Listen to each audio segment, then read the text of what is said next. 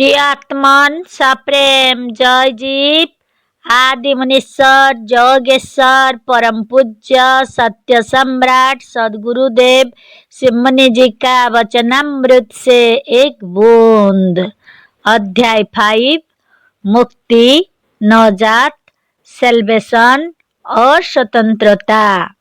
हमारे पाठक यह कह सकते हैं कि धर्म, संप्रदाय और मजहब या धार्मिक ग्रंथ हमें मुक्ति दिलाने की प्रतिज्ञा करते हैं, पर यह स्वतंत्र विचार हमें क्या देता है?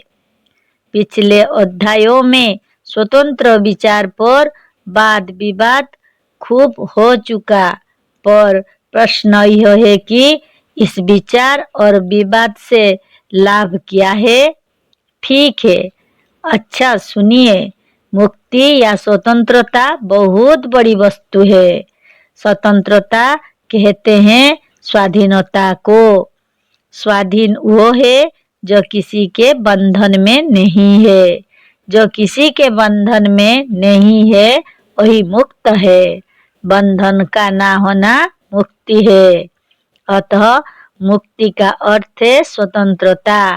स्वतंत्रता और मुक्ति दोनों एक ही दशा के, एक ही अवस्था के दो नाम है। मजहब, संप्रदाय, मतांतर और मजहबी ग्रंथ मनुष्य को मुक्त करने वाला नहीं, बंधन में डालने वाला है। पर यह सत्य है कि मनुष्य इसी मुक्ति और नजात के लोभ से मजहबी घेरे में पड़ा हुआ है। पर इसे खूब सोच लो, मजहबी किताबें मनुष्य को बांधने वाली है, मुक्ति करने वाली नहीं। मजहबी किताबों को छोड़कर और जितनी किताबें हैं उन्हें मानने या ना मानने के लिए आप स्वतंत्र है। पर आप जिस मजहब में है उस मजहब की किताब मानने के लिए विवश हैं और बंधे हुए हैं। कुरान शरीफ की केवल कुछ अच्छी बातों को मानने वाला मुसलमान नहीं है, किंतु कुरान की प्रत्येक बात को, कुरान की प्रत्येक आज्ञा को मानने के लिए जो विवश हो वह मुसलमान है। इंजल की अच्छी बातें क्या हिंदू और मुसलमान नहीं मानते? अच्छी बातें और अपनी पसंद की बातें कौन किसकी नहीं मानता? पर मजहब में अपनी प्रसन्नता का प्रश्न नहीं है। वहाँ तो गुरुडम है, गुलामी है, विवशता है। मजहबी किताबों की बातें माननी ही पड़ेगी। इंजल की केवल अच्छी बातों को मानने वाला ईसाई नहीं है। ईसाई वो है जो केवल ईसा को ईश्वर का पुत्र समझकर उसकी तमाम बातों को आंख बंद करके मानता और उसकी आज्ञाओं पर तर्क नहीं करता। मनुष्य मनमय है, मनुष्य वही है, वैसा ही है और उतना ही है जैसा उसका मन है। अतः जब मजहब, मजहबी नेता और मजहबी किताबें मनुष्य के मन और मनुष्य की आत्मा को बांधने वाले हैं, वह मुक्ति नहीं दे सकती। बंधन में मुक्ति कहाँ? परतंत्रता में स्वतंत्रता कहाँ? पराधीनता में स्वाधीनता कहाँ? अतः मनुष्य को मुक्त करने वाला मजहब नहीं है, मजहबी किताबें नहीं है और मनुष्य की स्वाधीनता को छीनकर उसे गुलाम बनाने वाला ईश्वर भी नहीं है। मनुष्य को मुक्त करने वाली उसकी स्वतंत्र आत्मा है, उसके स्वतंत्र विचार हैं और उसका स्वावलंबन आत्माभिमान और आत्मा पूजा है। मुक्ति देने वाली मजहबी आज्ञाएं नहीं है, किंतु स्वतंत्र विचार ही एक ऐसी वस्तु है जो मनुष्य के तमाम बंधन को नष्ट कर स्वतंत्रता और मुक्ति दे सकती है। मजहब प्रतिज्ञा करता है मुक्ति दिलाने की, पर देता है बंधन। उधारी बातों पर काल्पनिक स्वर्ग का एक अद्भुत रूप गढ़कर यह मजहब भले भाले मनुष्यों को फंसा लेता है। मजहब के जाल में फंसे हुए मनुष्य के लिए मुक्ति को प्राप्त करना कठिन ही नहीं, असंभव है। संस्कृत में जिसे मुक्ति कहते हैं उसी को अरबी में नजात और अंग्रेजी में सैल्वेशन कहते हैं। जिस अवस्था में बंधन ना हो वही मुक्ति है। रेशम की डोरी और सोने के जंजीर से भी बांधा हुआ मुक्त नहीं कहला सकता। परतंत्रता या बंधन कोई ऐसी गूढ़ बात नहीं है जिसे मनुष्य समझना चाहे और समझ ना सके। केवल शूद्रों का गुलाम गुलाम नहीं है, ब्राह्मण का गुलाम भी गुलाम ही है। केवल देवताओं और भूतों का गुलाम गुलाम नहीं है, ईश्वर का गुलाम भी गुलाम है। ईश्वर के सेवक भी सेवक ही है। ईश्वर का अस्तित्व मानने वाला जीवात्मा या मनुष्यात्मा को सर्वदा स्वतंत्र नहीं मान सकता। आज समाज के लोग मनुष्यात्मा को कर्म करने के लिए स्वतंत्र और फल भोगने में परतंत्र मानते हैं। कोई बात हो जो दूसरे का मोहताज का फल कर्मों के साथ ही लगा हुआ है।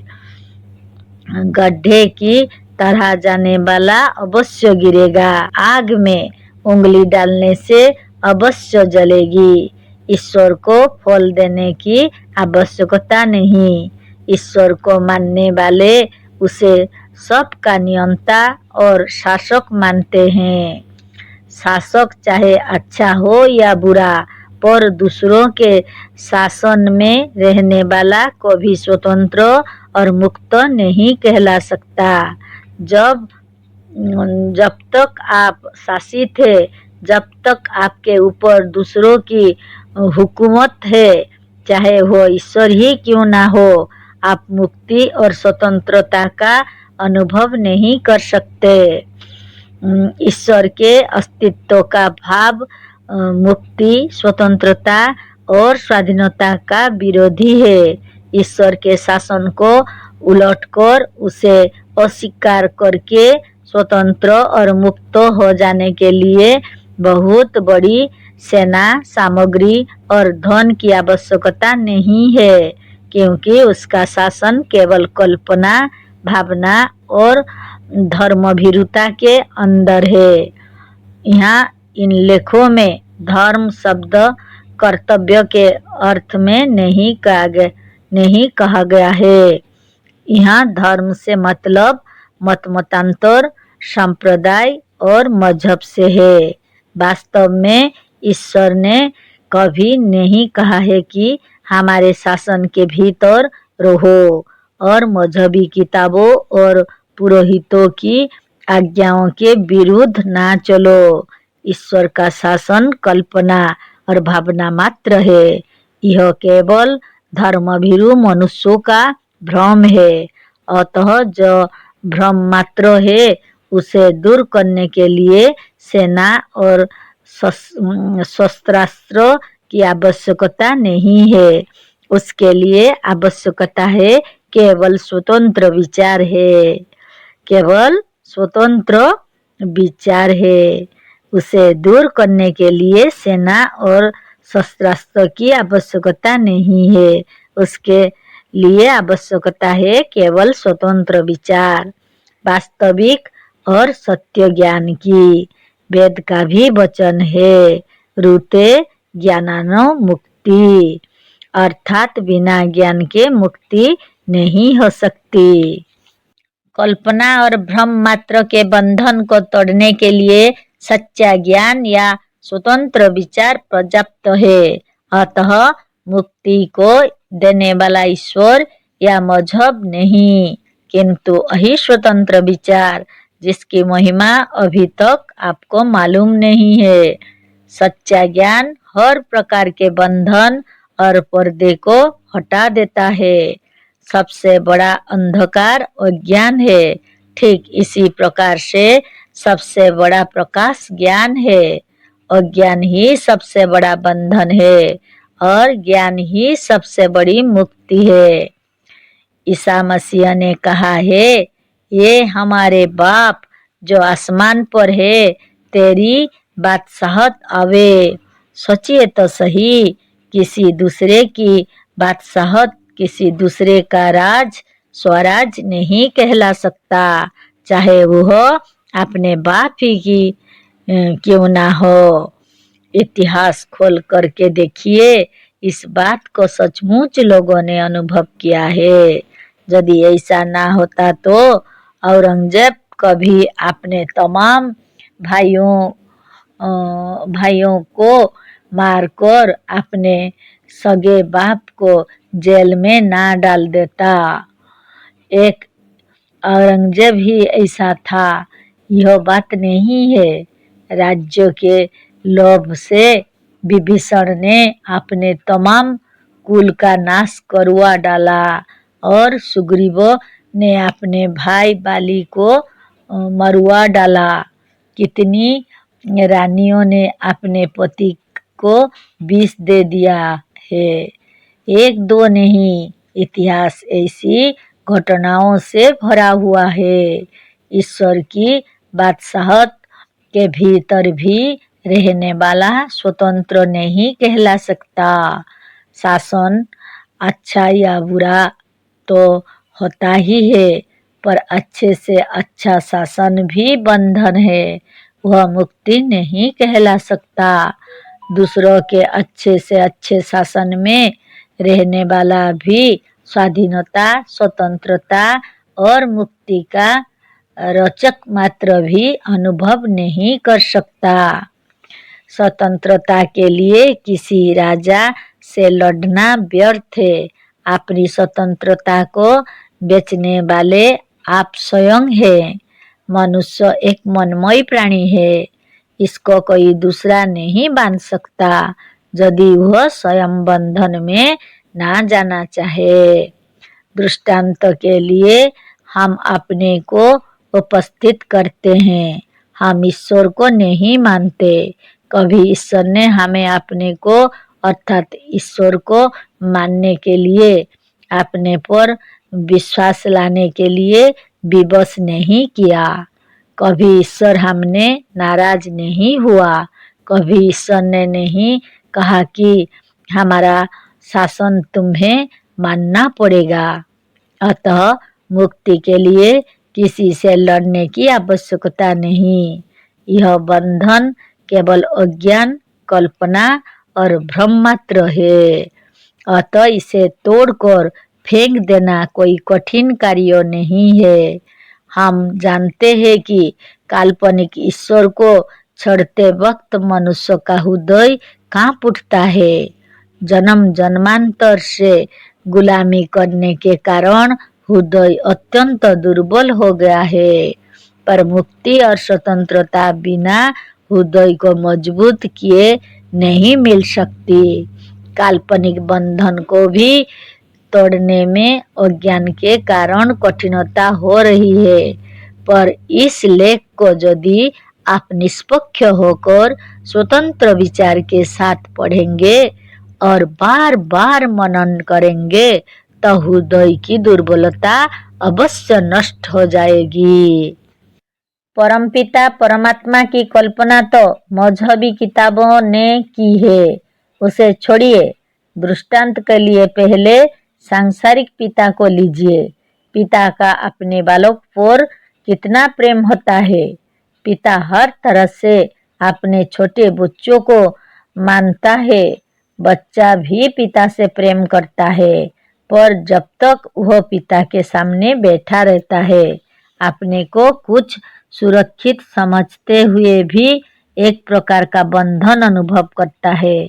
बच्चा पिता के सामने अपने मन की नहीं कर सकता, अपने मन का खेल भी नहीं खेल सकता, अपने मन की चीज़ें भी नहीं खा सकता, अपने मन का भर पेट भी ना हंस सकता, ना बोल सकता है, ना दौड़ सकता है और ना कूद सकता है।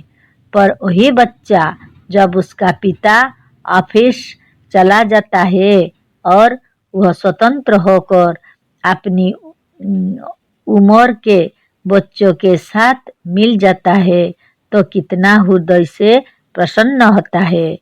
यह किसी से छिपा नहीं है, क्योंकि हमारे पाठक सभी एक दिन बालक भी रह चुके हैं। पिता के प्रेम के साथ ही साथ बच्चों पर पिता का शासन भी होता है। प्रेम होने पर भी पिता के सामने बैठा हुआ बच्चा स्वाधीन और स्वतंत्र नहीं है। पिता के शासन बच्चा जो चाहे खा नहीं सकता, अपने मित्रों के साथ स्वतंत्रता पूर्वक जो चाहे वह ना बोल सकता, ना बातें कर सकता, ना खेल सकता। बड़ों का प्रेम बच्चों पर अवश्य होता है, पर गुरु, मास्टर, पिता, शिक्षक और दूसरे बड़ों के पास रहने पर, सब होने पर भी यह सर्वथा सत्य है कि बालक स्वाधीनता, स्वतंत्रता, मुक्ति और उतनी प्रसन्नता का अनुभव नहीं कर सकता। क्यों? बात यह है कि प्रसन्नता और वास्तविक सुख स्वाधीनता, स्वतंत्रता और मुक्ति में है, परतंत्रता और बंधन में नहीं है। बच्चे को मिठाई खाना है, पैसा नहीं है, वह गिड़गिड़ा कर या कुछ लज्जित होकर सिर नीचा करके डरता हुआ पैसा मांगता है। डरता इसीलिए कि ऐसा ना हो कि पिताजी डांट दे, ना दे या रुष्ट हो जाए। सबसे बड़ी बात यह है कि मांगना ऐसी खराब वस्तु है कि इससे बच्चे की आत्मा भी संकुचित और लज्जित होती है। मंगवो भोला ना बाप से जो विधि रखे टेक। बाप से भी मांगना अंतरात्मा को अच्छा नहीं मालूम होता। बच्चा यही सोचता है कि कब हम इस योग्य होंगे कि हमें मांगना नहीं पड़ेगा, कब हम अपने घर के मालिक होंगे, कब हम स्वाधीन, मुक्त और स्वतंत्र होंगे। कहने का तात्पर्य यह है कि यदि ईश्वर का अस्तित्व स्वीकार करते हैं तो मनुष्य किसी अवस्था में स्वतंत्र, स्वाधीन और मुक्त नहीं हो सकता, क्योंकि ईश्वर का अस्तित्व सब जगह, सब काल में और सब अवस्था में मानना पड़ेगा। और यदि साधारण शक्ति के सांसारिक पिता के सामने कोई स्वतंत्रता का अनुभव नहीं कर सकता, तो उस सर्वशक्तिमान और परम पिता के सामने प्रेम होने पर भी स्वतंत्रता, स्वाधीनता और मुक्ति का कोई अनुभव नहीं कर सकता। अस्तु, यदि इतने बड़े शक्तिमान शासक का अस्तित्व है और रहेगा, यदि इतने बड़े परम पिता परमात्मा का अस्तित्व है, तो यह मानी हुई बात है कि उसे अविनाशी, अनंत, अनादि और सर्वशक्तिमान मानते हुए भी कोई मजहबी आदमी यह नहीं कह सकता कि ऐसा भी वक्त आवेगा जब वह नहीं रहेगा, उसकी बादशाहत नहीं रहेगी अथवा उसका शासन नहीं रहेगा। बस यदि मजहबी ख्याल के मुताबिक उसका शासन, उसकी बादशाहत और उसका गुरुत्व सर्वदा सबके ऊपर कायम रहेगा, तो यह निश्चिंत है कि कोई मनुष्य कभी मुक्त, स्वाधीन और स्वतंत्र भी नहीं हो सकता। जिसके ऊपर इतने बड़े बादशाह का शासन मौजूद है, वह स्वतंत्र नहीं कहला सकता। यही कारण है कि हम प्रत्येक मजहब के विरोधी है। ईश्वर और मजहब मनुष्य को बंधन में डालकर परतंत्र बनाने वाले हैं, मुक्ति और स्वतंत्र करने वाले नहीं। मुक्ति, स्वतंत्रता और स्वराज किसी की प्रार्थना करके आप नहीं पा सकते। मुक्ति हाथ जोड़ने और भीख मांगने से नहीं मिलती। मुक्ति के लिए ईश्वर की प्रार्थना भी व्यर्थ है। अजामिल आदि के मुक्त होने की कथा एक झूठी कहानी है। मजहबी लोगों ने अपने अपने उपास्य देवों की प्रशंसा में अनेक ऐसी ही झूठी कहानी रच ली है। उपासना करने वाला या किसी का सेवक और गुलाम मुक्त, स्वतंत्र और स्वाधीन नहीं कहला सकता। मुक्ति चाहने वाले स्वतंत्र विचार के मनुष्यों को मजहब, मजहबी गुरु और मजहबी किताबों को मृग तृष्णा की नदी समझकर छोड़ देना चाहिए। जितनी झूठी बातें मजहबी किताबों में है उतनी दूसरा जगह ना मिल सकती है और ना पहुंच सकती है। आज रविवार की संध्या है, कल रविवार है। स्कूल के लड़कों को आज कितनी खुशी है। सरकारी नौकरों भी प्रसन्न है। क्यों? इसीलिए कि कल रविवार है। आज इस वक्त से कल तक स्वतंत्र रहेंगे। यह खुशी स्वतंत्रता की है। सरकारी नौकरी करते हैं तो तनख्वाह पाते हैं, पढ़ते हैं तो विद्या सीखते हैं, पर मालिक के सामने नौकर जब तक रहता है अपने को स्वतंत्र नहीं समझता। बालक जब तक गुरु और शिक्षक के निकट रहता है अपने को बांधा हुआ समझता है। अतः यदि हम साधारण गुरु के सामने और उसकी विद्यमानता से सांसारिक पिता और साधारण मालिक के सामने या उसकी विद्यमानता में मुक्ति, स्वाधीनता और स्वतंत्रता का अनुभव नहीं कर सकते तो उस परम पिता, जगत गुरु और सबसे बड़े मालिक के सामने या उसकी विद्यमानता में मुक्ति, स्वतंत्रता और स्वाधीनता का अनुभव करना कठिन ही नहीं, असंभव है। बस मजहबी लोग जो ईश्वर का अस्तित्व अपने से अलग स्वीकार करते और मानते हैं वो कभी मुक्त नहीं हो सकते। सूरज का पूरब से पश्चिम को उदय होना शायद संभव भी हो, पर ऐसे लोगों की मुक्ति कदापि नहीं हो सकती। हमारे इस तरफ यदि कहा जाए कि अमुक मनुष्य मियाद काट कर आ गया तो इसके माने यह समझा जाता है कि वह जेल से नियत अवधि काट कर आ गया। बात यह है कि मियाद या अवधि बंधन या जेल ही की हुआ करती है, मुक्ति की नहीं। एक सांसारिक हाकिम जब किसी अपराध में किसी को जेल भेजता है तो उसकी अवधि भी सुना देता है, जैसे 6 मास या साल भर। पर यही अपराधी कारागार से जब छूटता है तो यह नहीं कहा जाता कि तुम इतने दिनों के लिए छोड़े गए हो। मियाद या अवधि जेल की होती है, मुक्ति की नहीं। मुक्ति के साथ अवधि का कोई बंधन नहीं हो सकता। वही यदि फिर अपराध करेगा तो फिर जेल में डाल दिया जाएगा और अब की बार 1 वर्ष की जगह 2 वर्ष की मियाद हो सकती है। पर 2 वर्षों के बाद नियत दंड भोग लेने पर फिर वो मुक्त होगा। छूटते वक्त मुक्ति के समय कोई हाकिम यह नहीं कह सकता कि तुम केवल इतने दिनों के लिए छोड़े गए हो। मुक्ति की अवधि नहीं हो सकती। कहीं लाखों में एक किसी किसी देश में कभी कभी राजनीतिक कैदियों के लिए ऐसा भी हुआ है कि अपराधी को किसी कारणवश बीच में छोड़ दिया गया है और एकाध महीना बीत जाने पर और उपस्थित कारण के ना रहने पर फिर जेल में लौट आने के लिए कहा गया है। पर जेल की अवधि के भीतर ही छोड़ने पर ऐसा होना कभी कभी किसी किसी देश में संभव है। इस दृष्टांत में, इस सिद्धांत में कोई भेद नहीं पड़ता कि मुक्ति की कोई अवधि नहीं होती। अवधि जेल, कारागार और बंधन की होती है।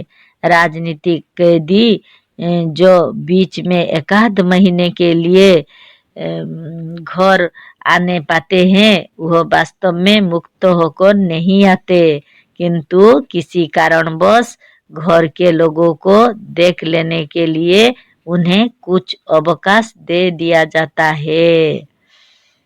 इस नियम का कोई अपवाद नहीं है।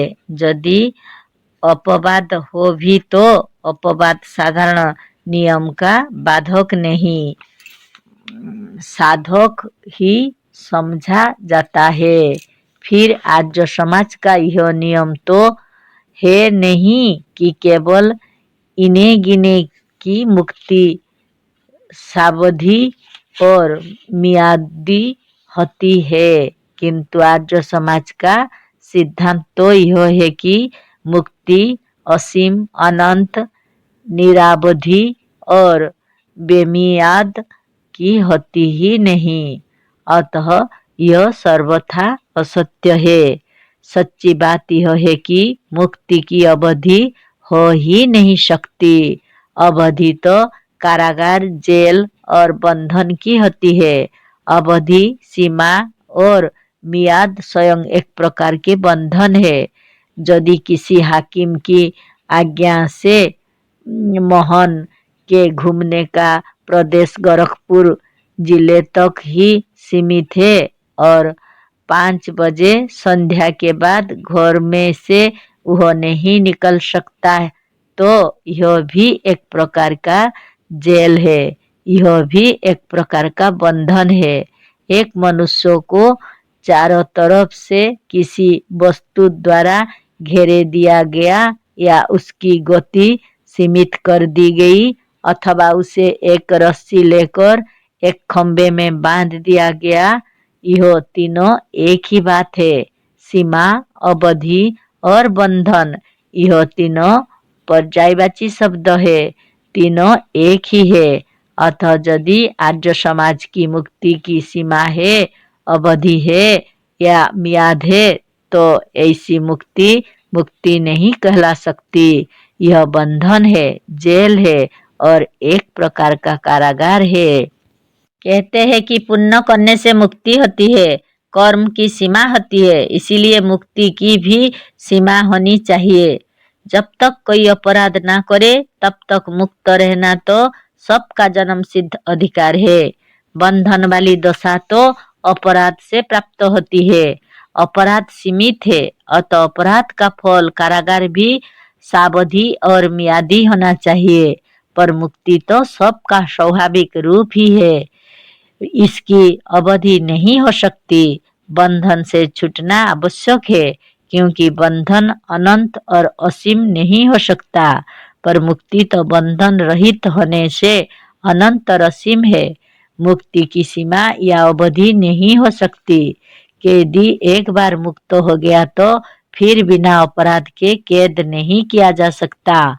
मुक्ति तो बंधन से छूटने पर ही होती है, अतः पहले वाली अवस्था को बंधन मानना ही पड़ेगा।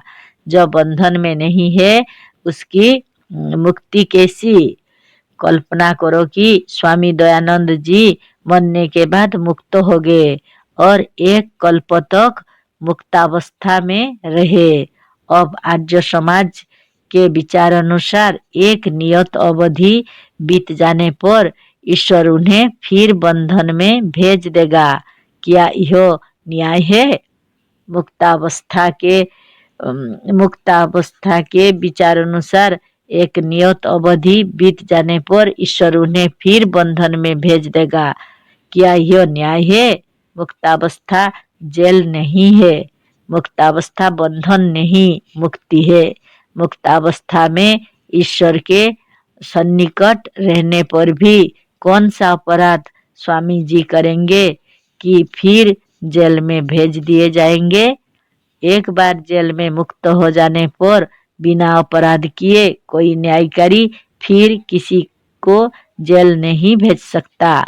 सीमित, शांत, सावधि और मियादी होने से आर्य समाज की मुक्ति मुक्ति नहीं, एक प्रकार का जेल है जिसमें मजहबी सेवारूप अपराध करने से ईश्वर बड़े बड़े धर्म ध्वजियों को एक कल्प के लिए मुक्ति नाम वाले जेल में भेज देता है, जहाँ मनुष्य ईश्वर के सामने और शासन में रहकर अपने अपराधों का दंड भुगता और शिक्षा ग्रहण करता है और फिर एक कल्प बीत जाने पर छोड़ दिया जाता है।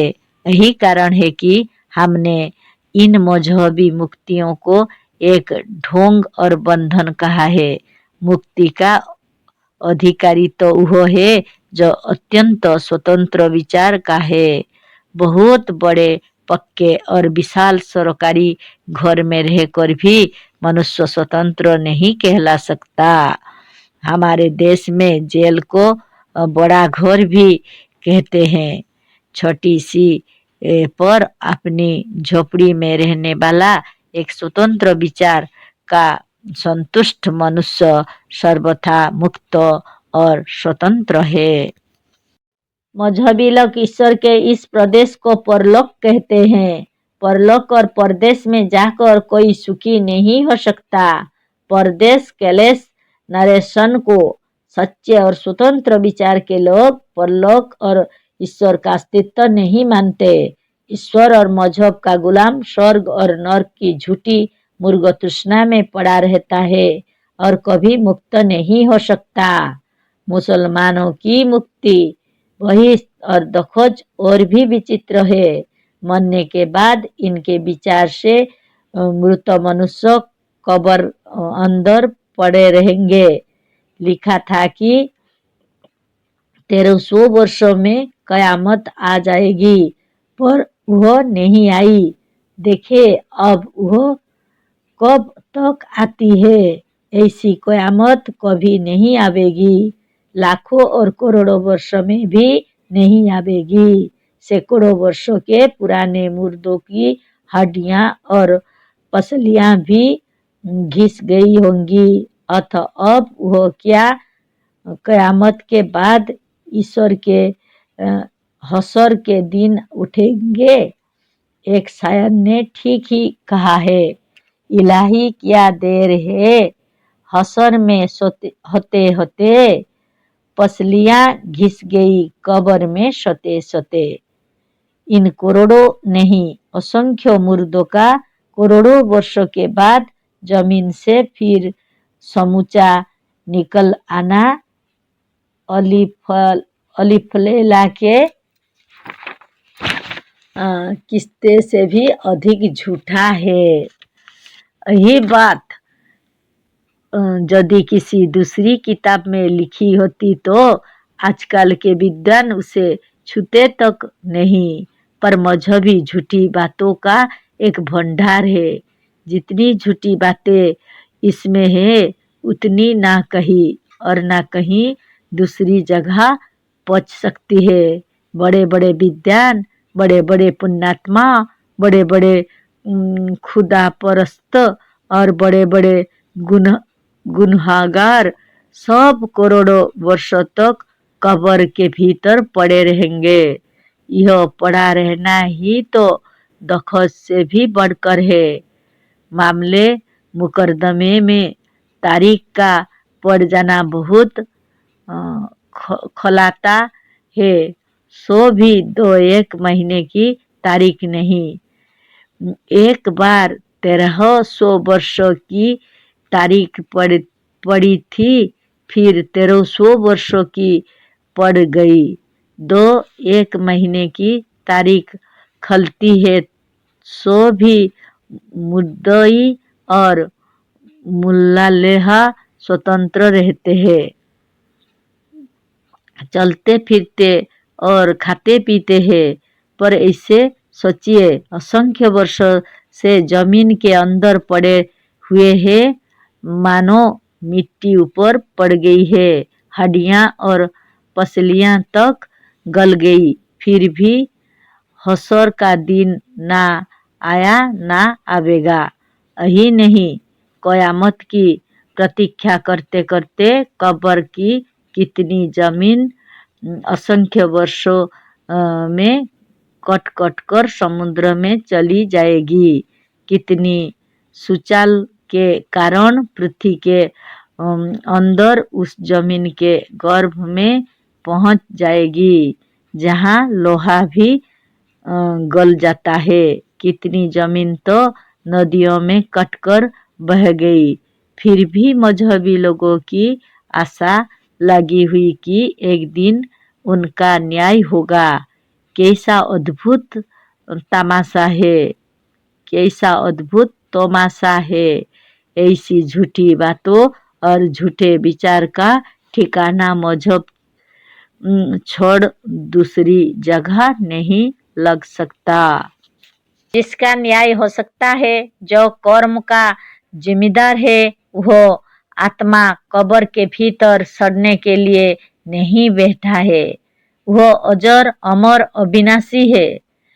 उसे कब्र के भीतर कैद करने की ताकत किसी में नहीं है। आत्मा को ईश्वर भी ना पकड़ सकता है, ना बांध सकता है। आत्मा शासक का भी शासक, हाकिम का भी हाकिम और खुदा का भी खुदा है। खुद, खुदी और खुदा, यह तीनों एक ही शब्द से बने हुए और एक ही अर्थ रखते हैं। हमारा खुद ही, हमारा खुदी ही और हमारी आत्मा ही खुदा है। खुदा इस खुदी से अलग नहीं है। हम लोगों ने निराकार, साकार अनेक प्रकार के खुदा बना डाले और अभी अनेक प्रकार के खुदा इन मनुष्यों द्वारा बनाए जाएंगे। जैसे मिट्टी, काठ और पत्थर के देवता हमारे बनाए हुए हैं, उसी तरह से निराकार ईश्वर और खुदा भी हमारी तीक्ष्ण बुद्धि और विचार का बनाया हुआ है। हमारी आत्मा के पास दो साधन है, एक शरीर, दूसरा मन या दिमाग। साकार ईश्वर और देवता शरीर के बनाए हुए हैं और निराकार ईश्वर का बनाने वाला मन या बुद्धि है। यह विषय गूढ़ अवश्य है, पर है बहुत स्पष्ट। दोनों हमारे बनाए हुए हैं। हमारा बनाने वाला खुदा नहीं है, हम खुदा के बनाने वाले हैं। मजहब भी हमारे बनाए हुए हैं। पैगंबर भी हम ही लोगों में से हुए हैं। हमें कोई बांध नहीं सकता। हम स्वयं अपने विचारों से बंधे हुए हैं। हम स्वयं अपने को नाचीज, निर्बोल, निर्बुद्धि और परतंत्र समझते हैं। हम अपने को निर्बुद्धि और परतंत्र मानने से ही निर्बुद्धि और परतंत्र हो गए हैं। बंधन केवल भ्रम का है, मन का है और मानने का है। अतः आप इन कल्पित और भ्रमजन्य बंधन को इस सत्य, सुंदर और स्वतंत्र विचार द्वारा तोड़कर मुक्त हो जाइए। मुक्ति को प्राप्त करने का सबसे उत्तम साधन यही है। जय जीव।